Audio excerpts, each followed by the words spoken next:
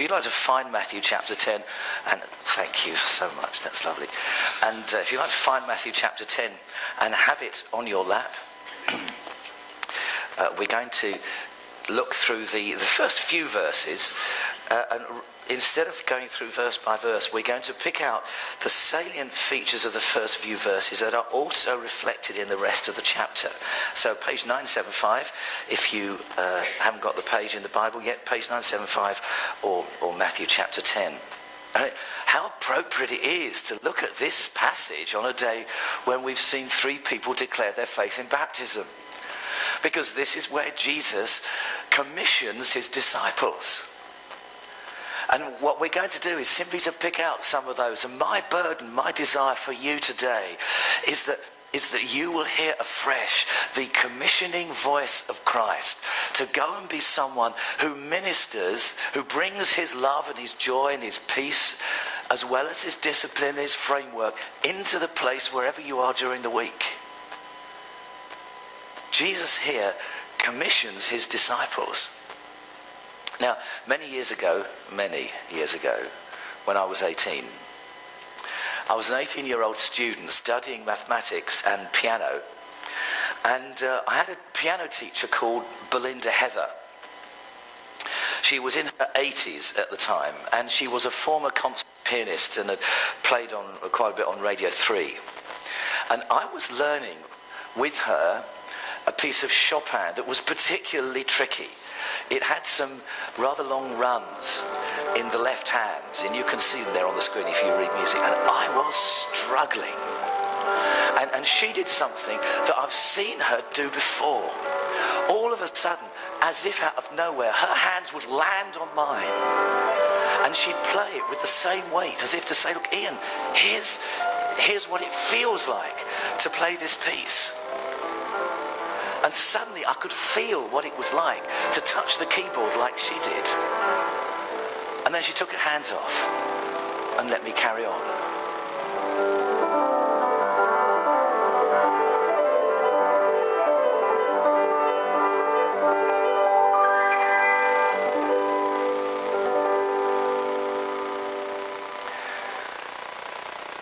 Now please don't ask me to play it now. But you see, having done that, she said something that I shall never forget, and it's the theme of this morning's message.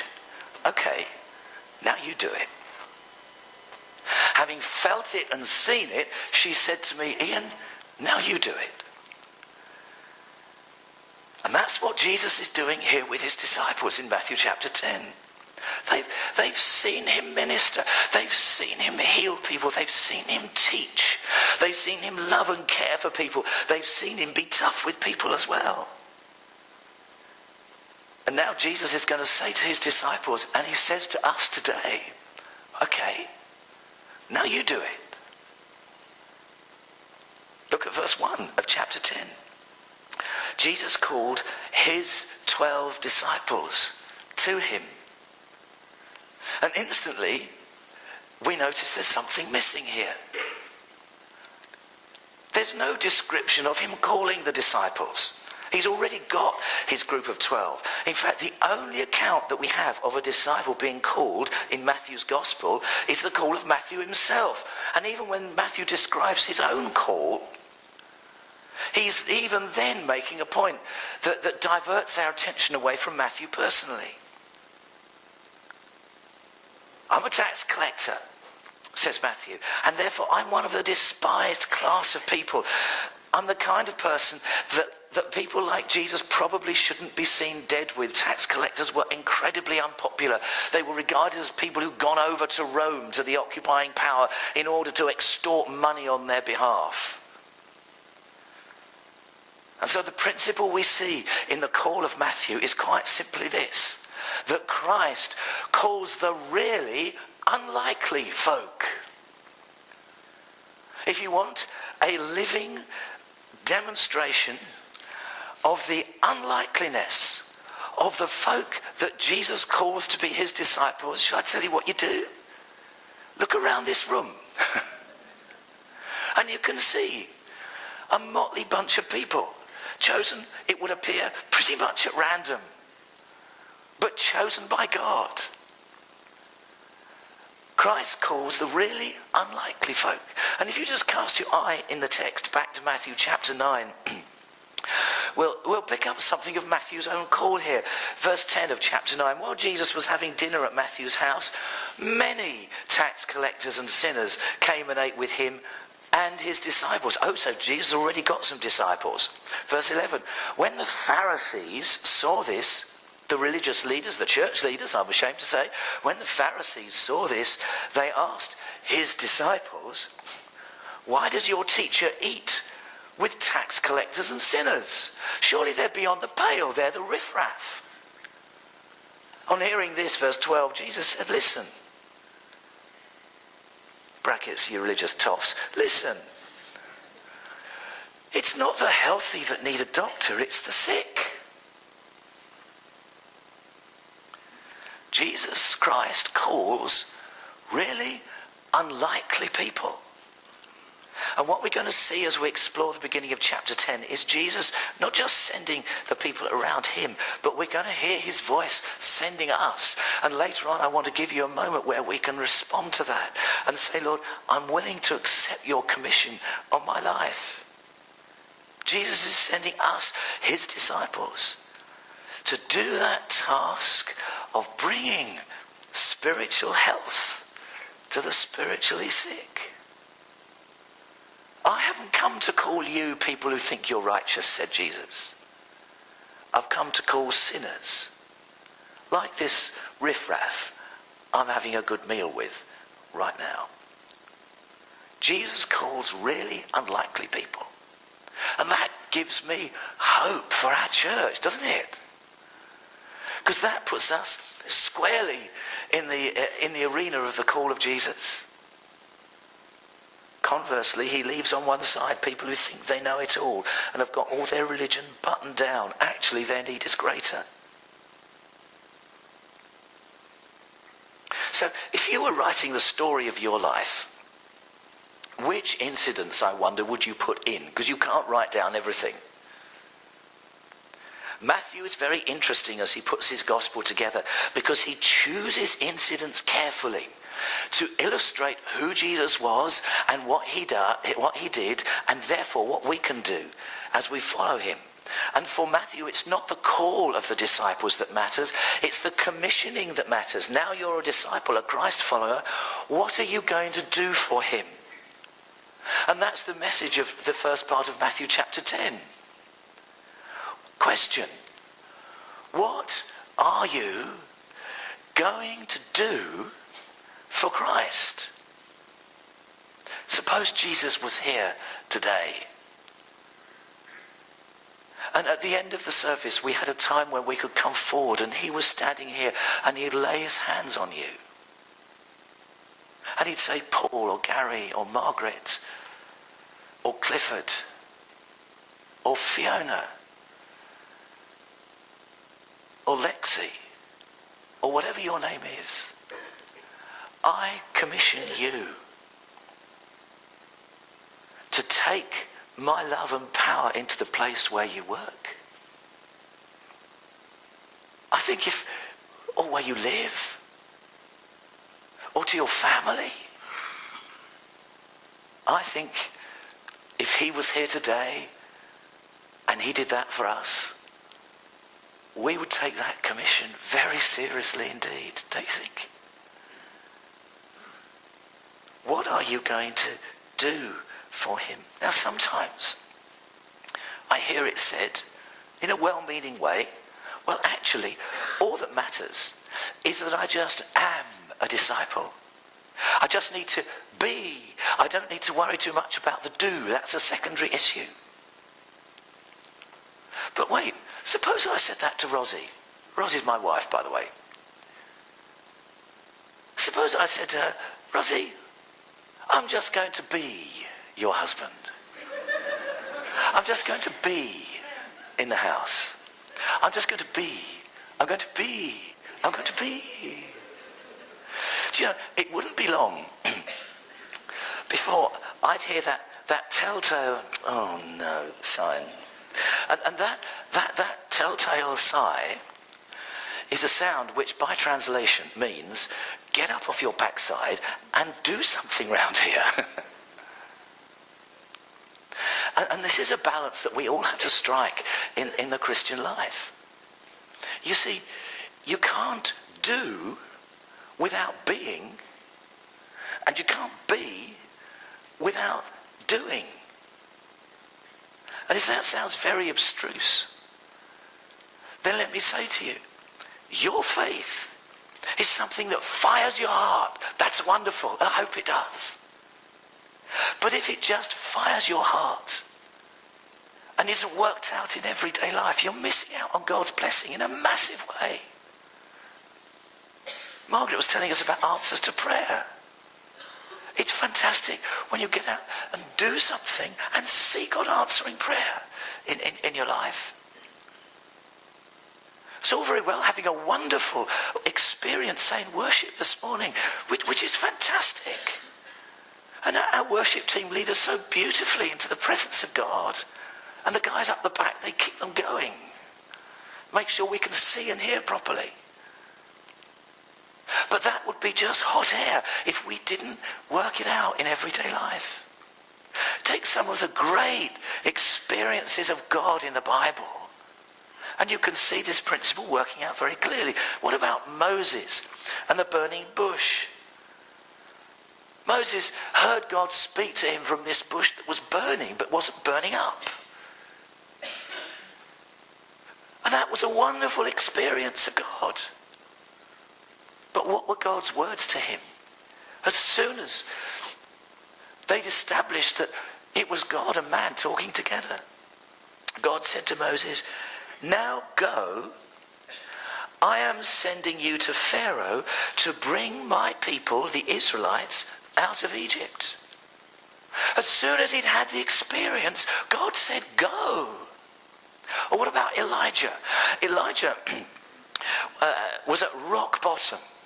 He was being chased by Queen Jezebel into the desert, and he knew that his life was under threat. And in fact, he was on the verge of suicide. He said, "Lord, take my life away from me. It's better that I die than I live." But God met him. And he didn't meet with him in all the razzmatazz and all the noise of an earthquake and a fire. No. God's voice came in a very gentle whisper. And God said to him, "Elijah, you're not alone. And this is not the end. I have a task for you to do. Go and appoint your successor. And that your successor's ministry will be twice as powerful as yours."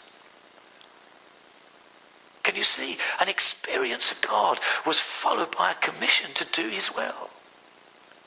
Let me just give you one other, and that's the Apostle Paul. Paul had an amazing encounter with Christ on the road to Damascus. There was a blinding light and a voice from heaven.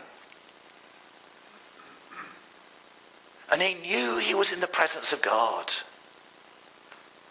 And what was the first thing that Christ said to him after they'd established that this was God talking to man once again? He said this, "Get up and go to Damascus, and there you will be told all that you have been assigned to do." The experience of God, which is wonderful, is incomplete without obeying his commission. That's what Jesus is doing here in Matthew 10 with his disciples. And it could be that you came here this morning and what the Lord's saying to you today is, "My dear child, get up off your seat and do something. Do something to extend my kingdom here on earth. Do it through Victoria Baptist Church. Do it today. I've got a commission for you. You can make a difference." You may be an on-the-run murderer like Moses was. You may be a man on the verge of suicide like Elijah was. Or you may be a persecutor and a cynic like Paul was. But I've got a plan for you. So let's come back to Matthew 10 and ask a simple question. Did Jesus give these men a list of tasks that they had to do straight away? No, he didn't. He did something much more profound. Verse 1, we're still in verse 1. We won't get far beyond verse 1, just trust me. Jesus called his 12 disciples to him, and he gave them authority to drive out impure spirits and to heal every disease and illness. And then he said, okay, guys, you go and do it. Now, when I'm given authority to do something, from that moment on, I have the right to do it. That right is conferred on me by a higher authority. So what is Jesus doing here? He's delegating authority to his disciples. He's passing it on. Because when we minister, when we point people into Christ's direction, when we bring God's blessing to them, we minister under Christ's authority, under his own authority. And there's something else. So far, the disciples were concerned. Let's face it, they all had Jewish backgrounds. So far as the disciples were concerned, there was only one person who could quell evil or cast out sickness. And that was God himself. That was the theology they were brought up with. That was their concept of God. Now, authority can only be delegated by somebody who already has it. I suppose, for example, I said to you today, I give you authority to go and have a free meal at the Grand Hotel. Fantastic. Frankly, that would be ridiculous, because I don't carry that authority. But let's suppose the manager of the Grand Hotel was with us this morning. You're not, are you, by the way, actually? If he was here and he came to you and he said, I give you authority to have a free meal in the Grand, then I would say, go, enjoy it. It's a good meal. I've had one. You see, the person who delegates the authority has to be the person who holds the authority. Now, the only person with the authority to cast out sickness and deal with evil was God himself, so far as they were concerned. And only the person with the authority can delegate it. Now, here is Jesus giving his disciples, that's you and me, the authority to do things they knew that only God could do. So who does that make Jesus? This is an implicit way of Jesus telling us that he is God in human form. This is God in a body. He's not just a religious guru or another Jewish leader. He's not just a zealot or a fanatic. Here is God in a body, and he's proving it by the power of his actions and the compelling nature of his words. And I can imagine, because I think I might be a bit like this, that the disciples at the time didn't quite get it.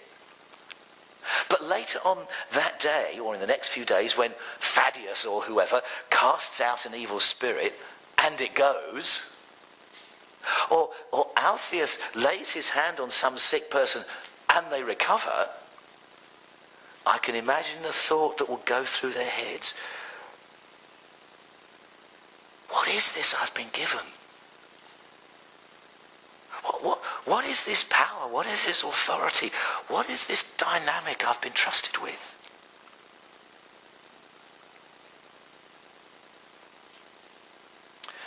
I believe that if we do what Jesus did and rely on his power, we will be blessed, and others through us, as a result, as a consequence of that, don't you?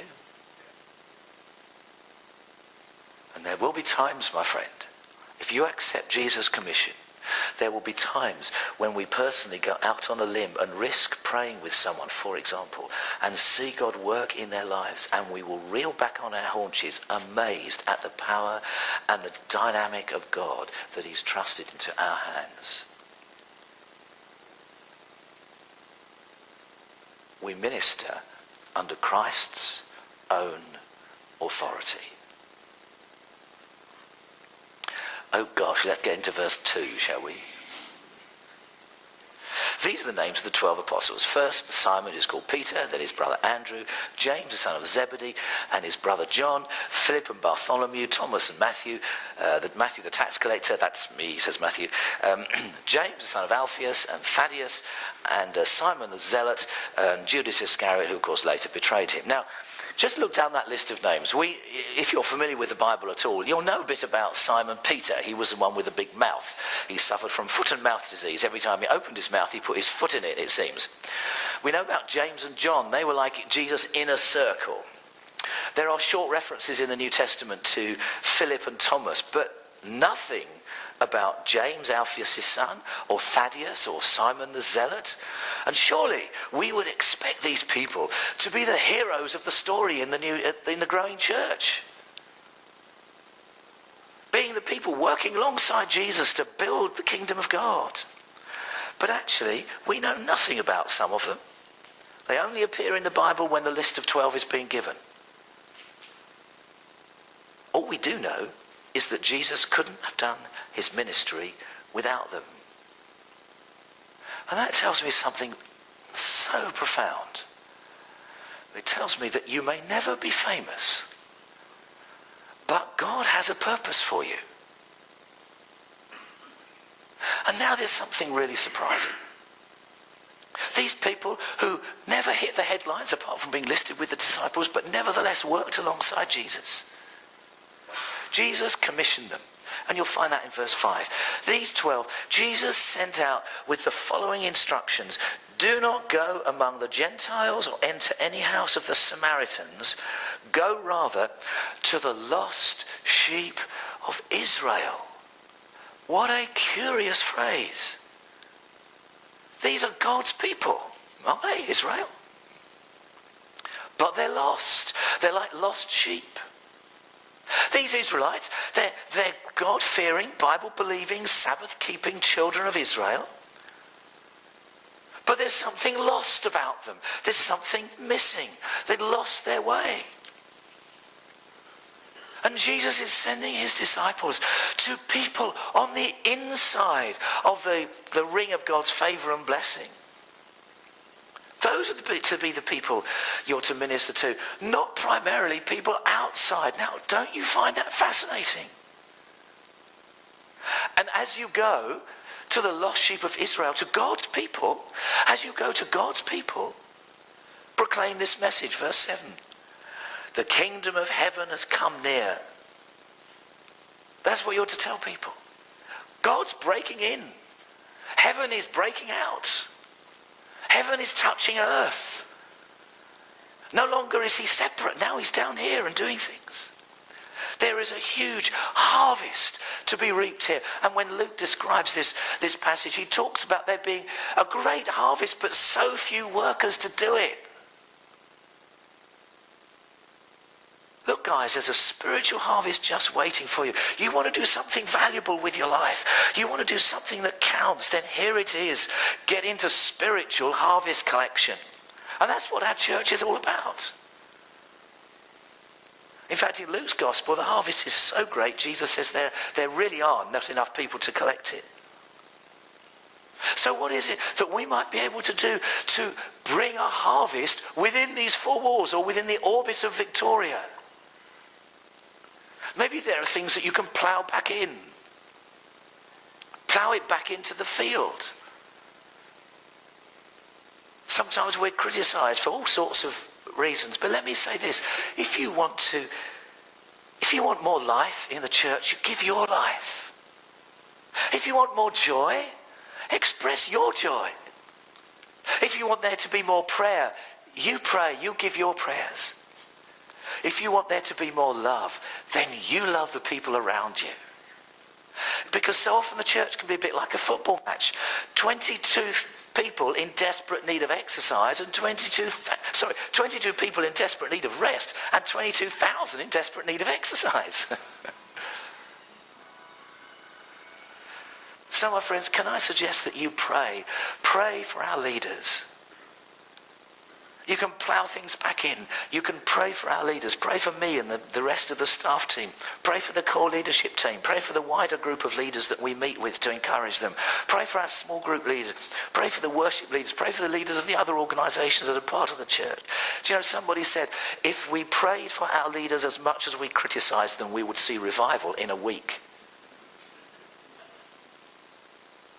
When Paul was writing in 1 Thessalonians 5, that same chapter that we gave, I think, Margaret as a verse, he said this, talking of the leaders, esteem them very highly in love because of their work. I see what they do behind the scenes every week. You probably don't.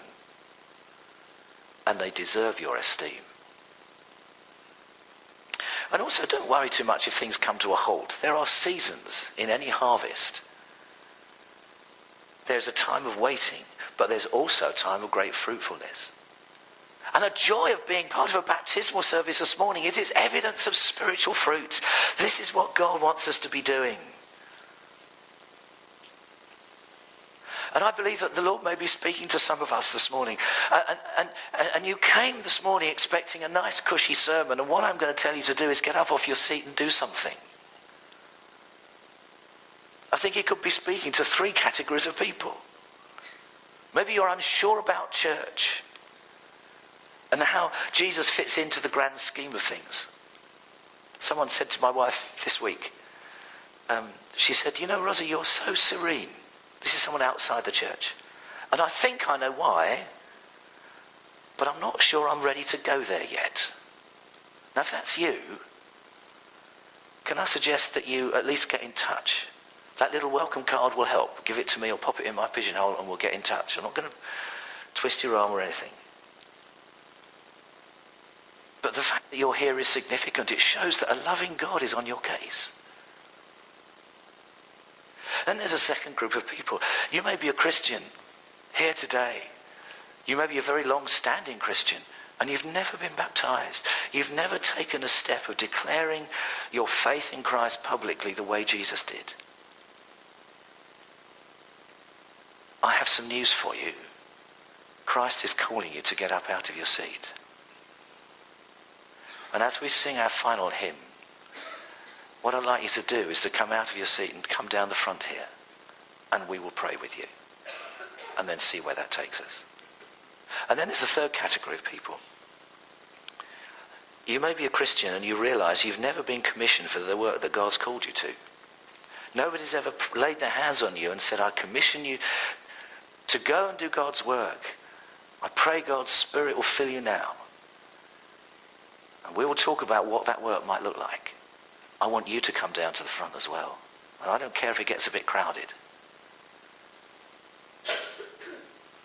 So my friends, if you want to be baptized, or maybe God's been speaking to you this morning about doing something for him, doing something that's going to bring blessing and benefit to others, please come down to the front. We won't keep you long. We'll just pray for a moment and then we'll finish the service.